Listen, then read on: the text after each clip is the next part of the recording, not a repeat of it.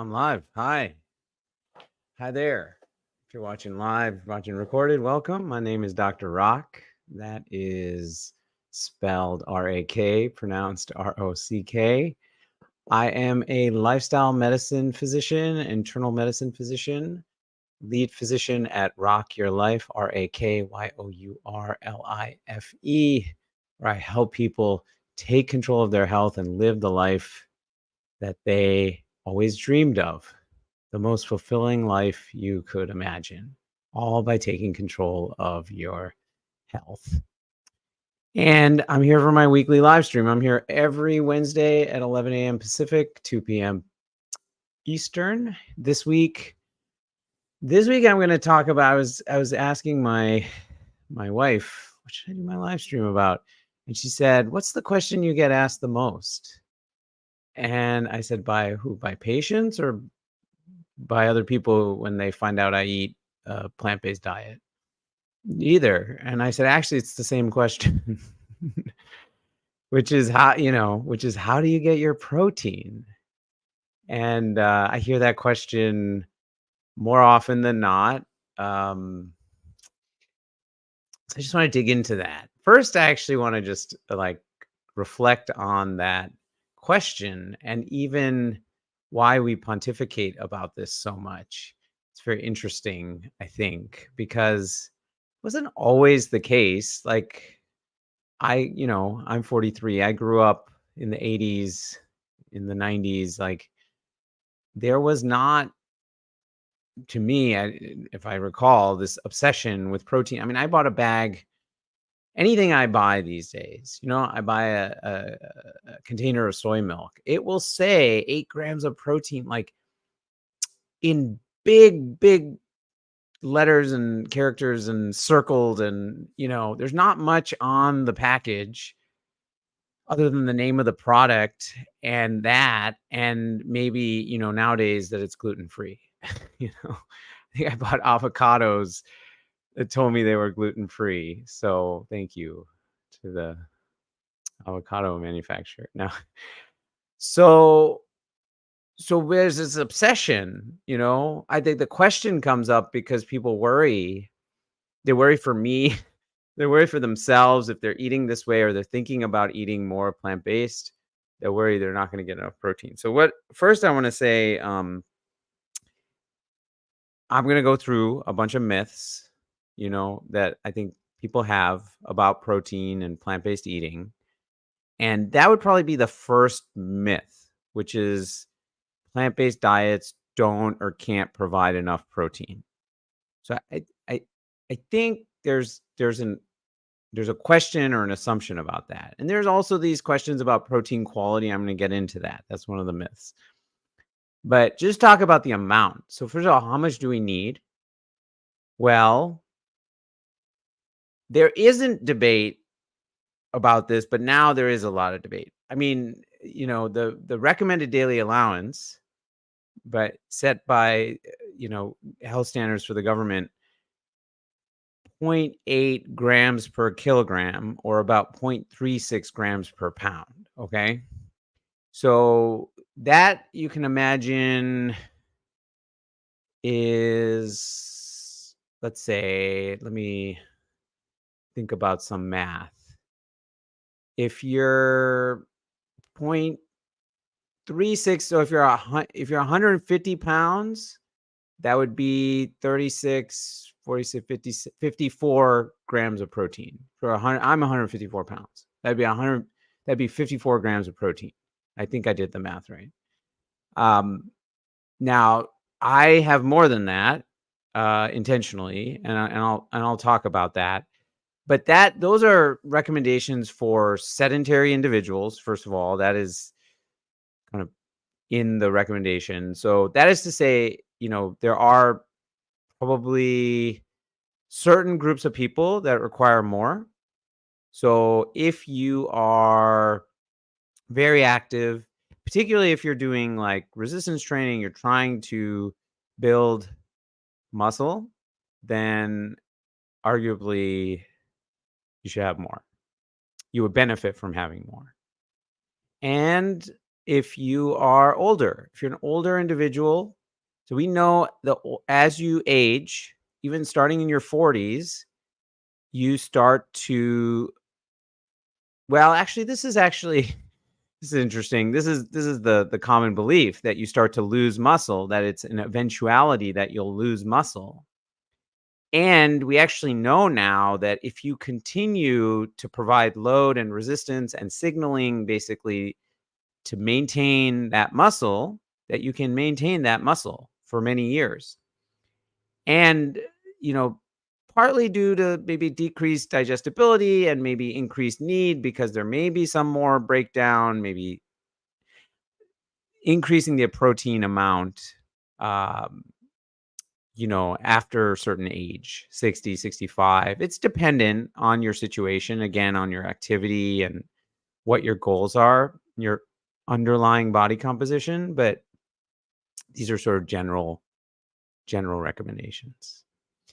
And how much to increase? Well, you know, I'll go back to the 0.36 grams per pound. In the fitness community, what I mean by fitness community, I mean like what you see on like social media and like, I mean, it's not uncommon for you to hear these recommendations of a gram per pound of body weight, right? Almost 3 times as much.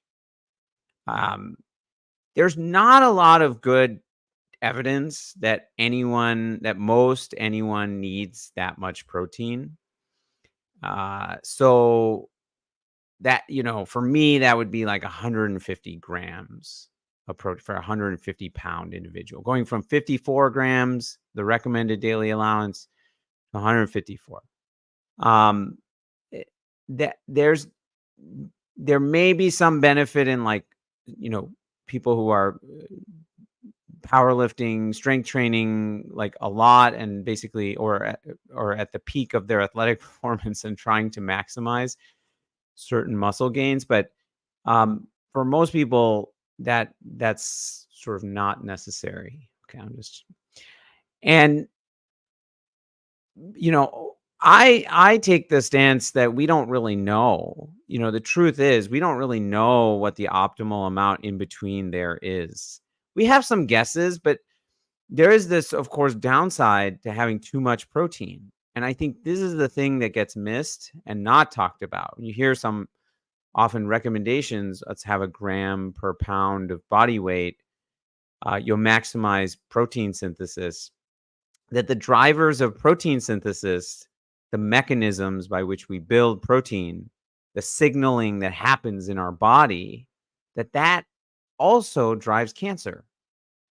And it's also the reason why you see two things. One, that the longest living people in the world have a relatively low to moderate protein diet. So these quote unquote blue zones, although, they're really, the blue zones don't, in modern day, the blue zones have been eroded much by, the same thing that has eroded health everywhere, which is processed food and um, that's an aside.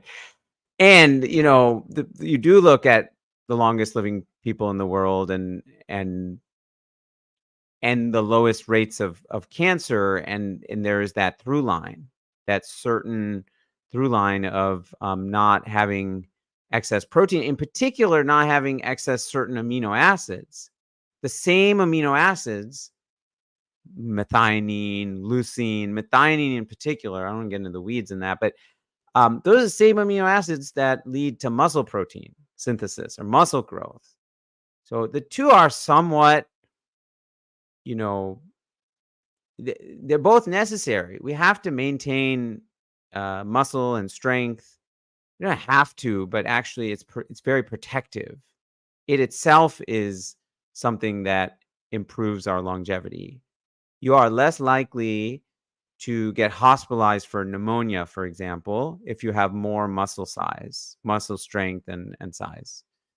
It's protective of many things. Particularly as you get older, muscle strength and size is protective of falling. Okay.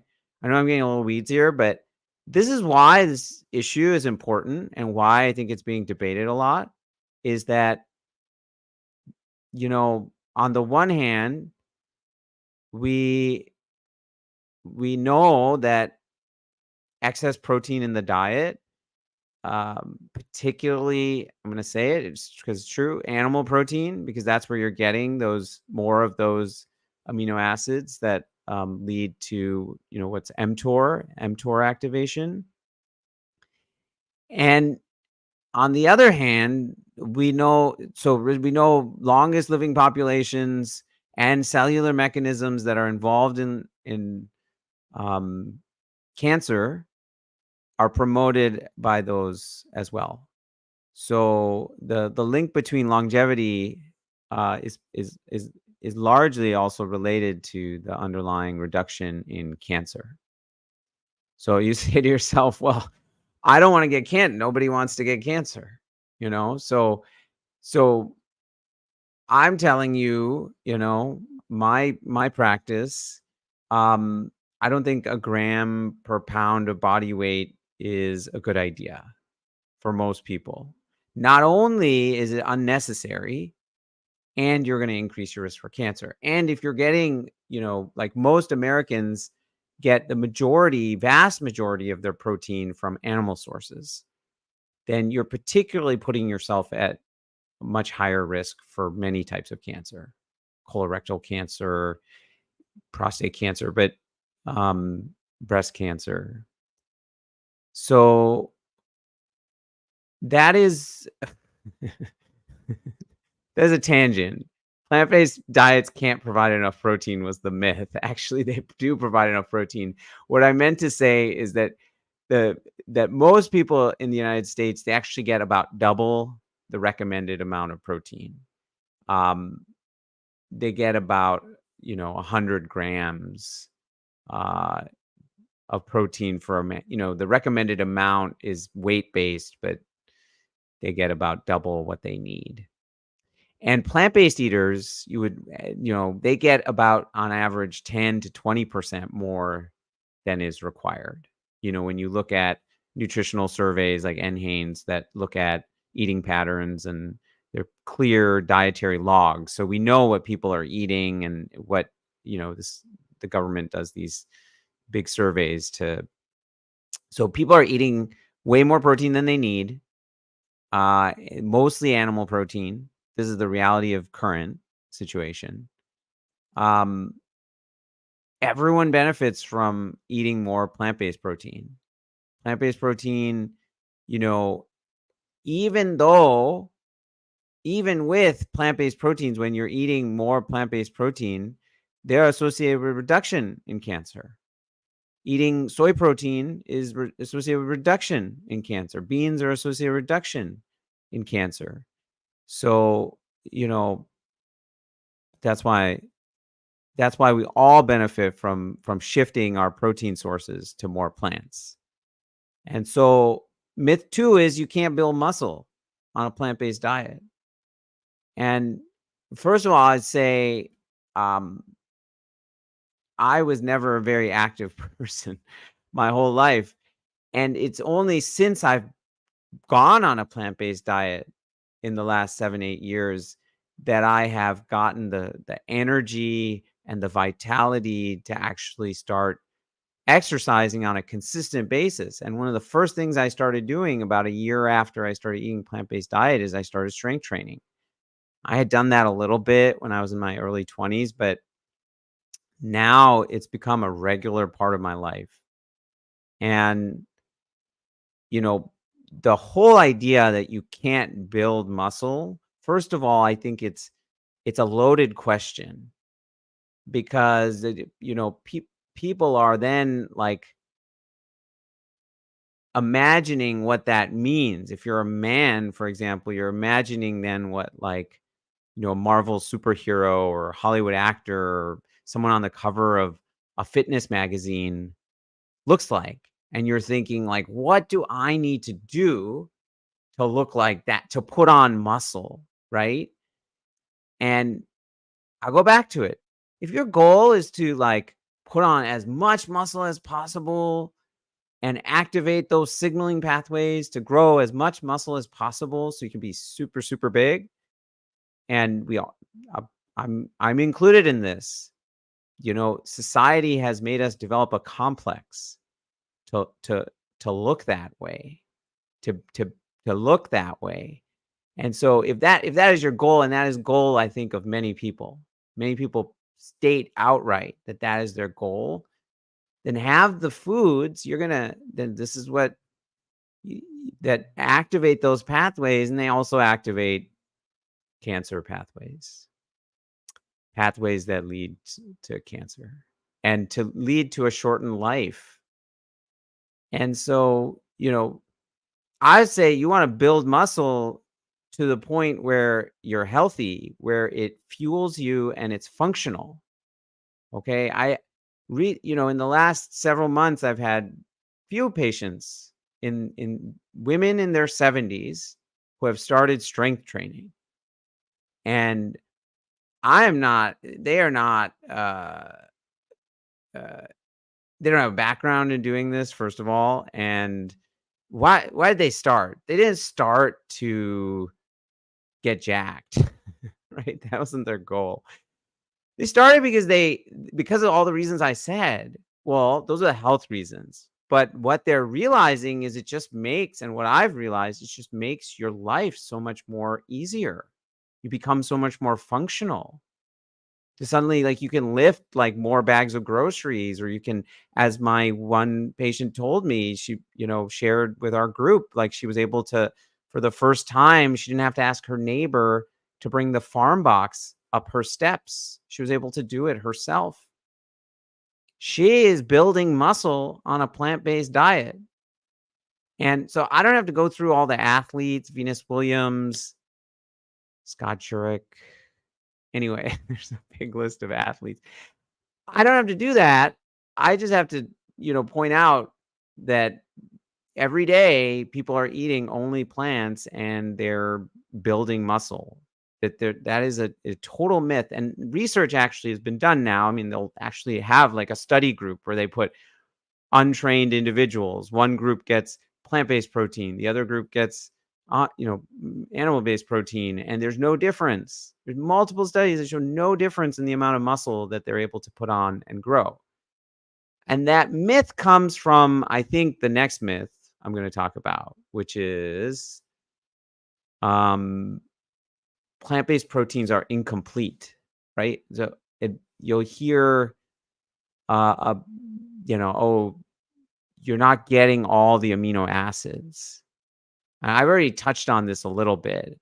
And there are certain amino acids that are more involved, or more involved in the signaling for growth. Like leucine, for example. And so there are a lot of plants that don't have leucine. That is not true for animal proteins, because animal proteins are basically muscle. They mimic what our muscle is like, right? So they're not as the plant proteins are not as identical as our proteins. So that is true. They're not as identical as ours. And no one should be eating just one thing.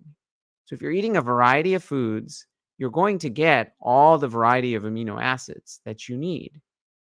And at the end, I'm going to show you some of my favorite plant-based food sources for protein, and I'll list some of them too. But yeah, plant-based proteins are.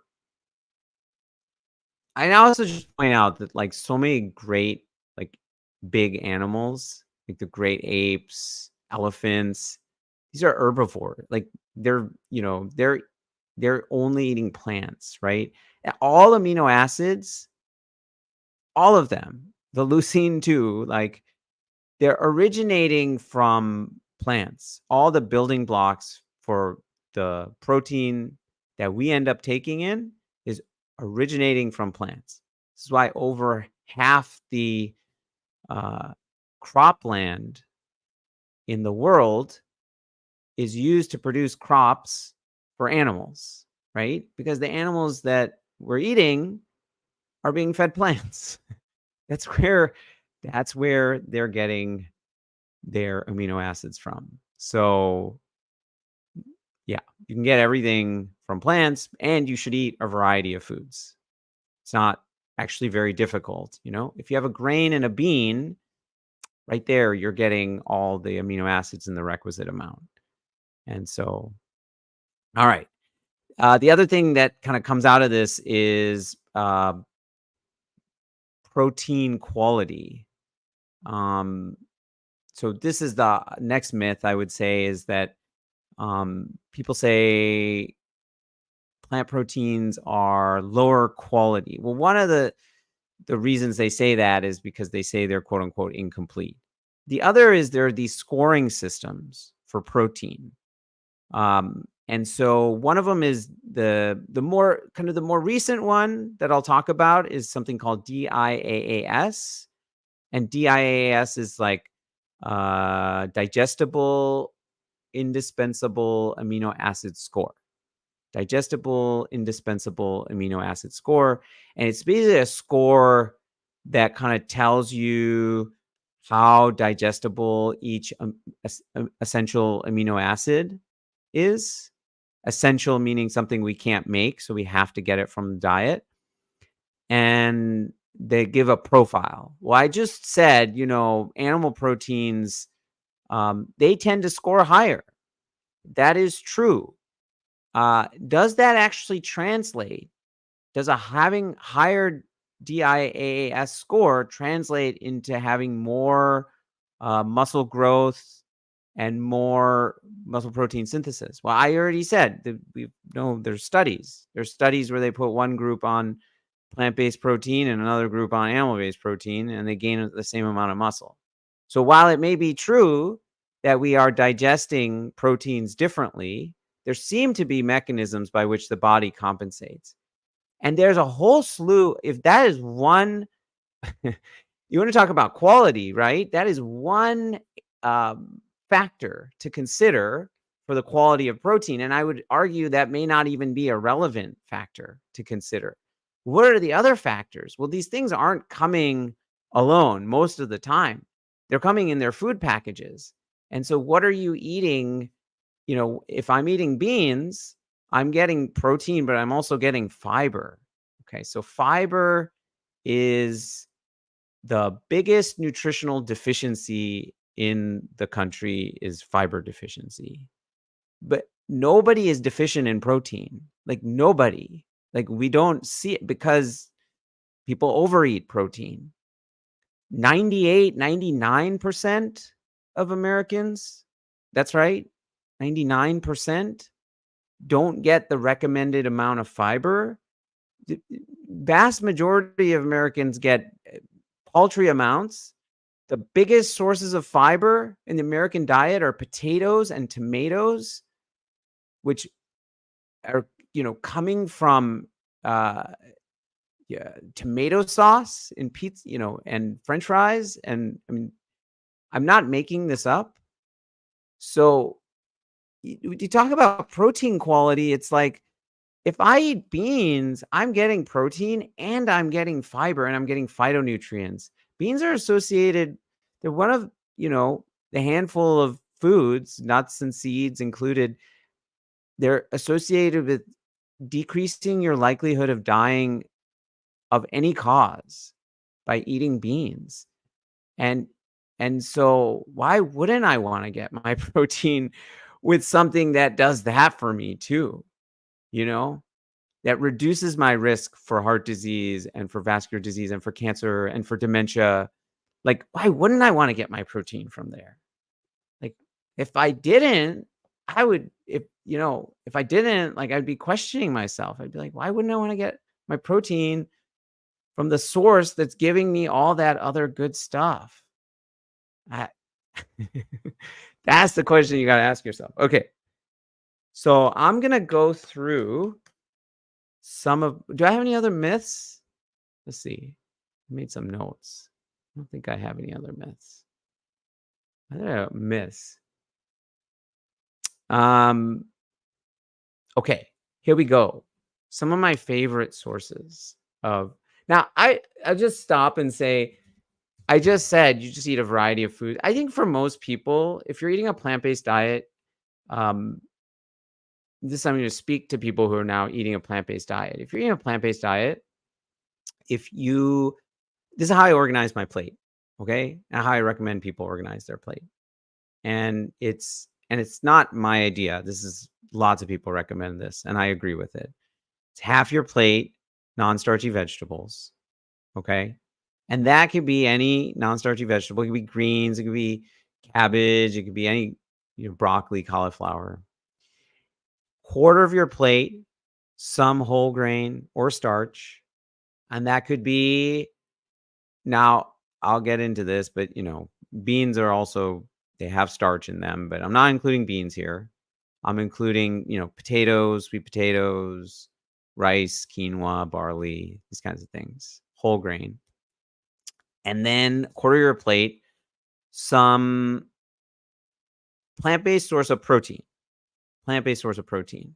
I hear people say like beans are not a source of protein. Beans are not because they're higher in carbohydrates. And so how could it be a protein source when it's high in carbohydrates? And so that is true. Beans, varying degrees, have carbohydrates. I'm going to show you some beans today and the things I brought that are actually lower in carbohydrates. So that you'll often hear that, oh, beans are not, like you'll hear that in the fitness community. Beans are not a source of, or nuts are not a source of protein because they're really a source of fat. It's true. Nuts are very high in fat, and certain nuts and seeds are also really good sources of protein and healthy fats. Hemp seed in particular. It's 10 grams of protein per serving. So, there's a nuance, a little bit of nuance to this, but what do I put in that quadrant? Beans, lentils, and, tofu. And so the first product I think I'll show is or talk about is soy.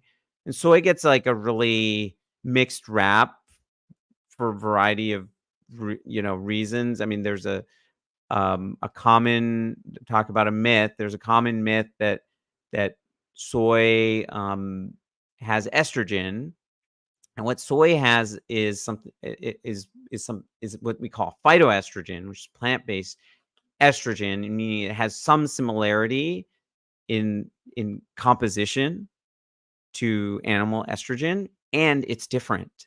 It's different, and it actually interacts with our estrogen receptors in a different way, in a way that's actually protective. So it's what we call, I don't have to get into it, it's partial agonist, but it, it in many ways, it actually blocks the receptor from interacting with animal estrogens in our diet that we're flooded with. We're flooded with animal estrogens from meat and dairy, and we're flooded with chemicals from plastics in particular that actually bind estrogen receptors and activate them. Why do we care about that? Because estrogen activation leads to estrogen-derived cancers, in particular breast, ovarian cancer. So that's why we worry about estrogen in the diet. So that's why people, but it turns out soy is actually protective. At countries, not so we know observationally, like countries that consume a lot of soy, like Japan, for example, they have much lower rates of uh, of breast cancer, for example, or estrogen-derived cancers, estrogen-driven cancers, and the evidence just keeps coming out that actually, like, it's protective. It's protective if you have soy earlier in life from preventing estrogen-derived cancers later. So, and there's absolutely no evidence that phytoestrogens in men reduce testosterone or for any reason would lead to, I don't know. These are the things that people think about because they're like, oh, it has estrogen in it, so it must be bad. And that is, it's funny how wrong it is, because the name phytoestrogen also has estrogen in it. It has been co-opted, and some of this has actually been driven by I'm not a conspiracy theorist per se, but some of this has just been driven by like the mainstream belief that meat is better for building muscle, and we know from research it's not. And even if it was, it's better at doing it at the expense of probably getting more cancer. So choose what you know. Okay, so here's soy. I'm gonna go with, and soy in particular, you can eat edamame, like the whole bean, but kind of I'd say healthier way is tempeh. And so tempeh is fermented soybeans, like it's a soy cake. You can see that. And serving, which is 3 ounces or 84 grams, has 190 calories. Now, soy is a little higher in fat than other beans. That is true. But in terms of carbohydrates, it has 11 grams of carbohydrates, and almost all of that is fiber. There's almost no carbohydrates in tempeh or in this tofu. Yeah, I'll get to that. And so, and then how much protein? 19 grams of protein. 19 grams of protein. Wow. So that's a lot in one, it's like basically a little less than half of this block. That's like, you know, 3 ounces. Yeah. Okay. And then this is tofu, but this in particular is like, you see this at Trader Joe. You can get any grocery store is high protein tofu. It says high protein. Again, they love to advertise. And look at it in big red letters. It's like, look at how much protein there is. 14 grams. Wow. Okay, but it's basically just like concentrate. So when they make tofu, they're taking soy milk and they're like curdling it with something like, in this case, magnesium chloride and calcium sulfate. And then they take the curd and they like kind of pack it. And this is just like more of the water pressed out. Like you could do this at home and make probably higher protein tofu from the tofu you buy just by pressing it. I like this because it's so easy to use. It's not packed in water, so you just take it out and it's ready to chop up. It's really firm and it is higher in protein. So a 3-ounce serving isn't quite as high as the tempeh, but it has 14 grams of protein and 3 grams of carbohydrates. So not much carbohydrate. Okay, the next one is lupin bean. Lupin bean, this is probably the highest percentage protein bean. I believe it's 54% protein by weight. Lupin beans. Lupin beans are a ancient bean. They're actually traditionally, in how they're cooked, they're very bitter and they have to be soaked for many, many days. We have kind of newer strains of lupin beans that are been bred to be less bitter. But this company, and I have no affiliation with them, Carrington Farms, but I've bought many of these bags. They make a ground lupin bean, and it's so easy to use. It cooked. If you look at the picture, it cooks up almost like couscous as like a grain. You can cook it up like they have a mint lupin recipe on the back. This buddy here, this guy has 110 calories per serving. Oh, I got some questions here. I will get to that, sound ship. Thank you. But let me just say this little buddy here, lupin, has 110 calories. That's for a 35 gram serving, and 14 grams of protein, 14 grams of carbohydrate, but 13 of that is fiber. So basically just protein and almost no fat, 2 grams of fat. It basically just protein and fiber. This is like half protein, half fiber. So this is great because that's what if you're trying to add healthy protein in a whole food package, this is how you do it, is lupin. And I put in my oatmeal. I don't have my oatmeal with me. That's what I do. I do half oats, half lupin.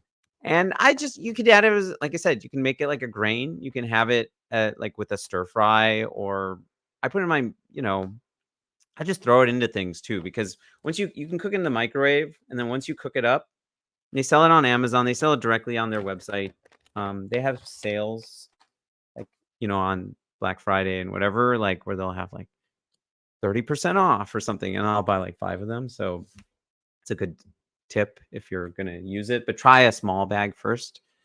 Recently I recommended it to someone and they told me that they felt like it made their oatmeal taste like socks.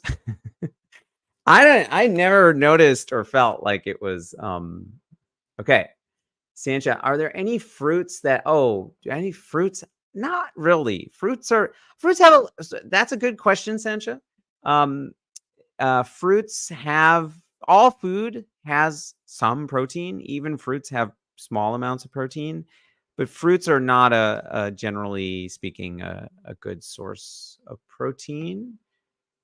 And okay, the last do I have the last one? Yeah, this is the last one I'll show.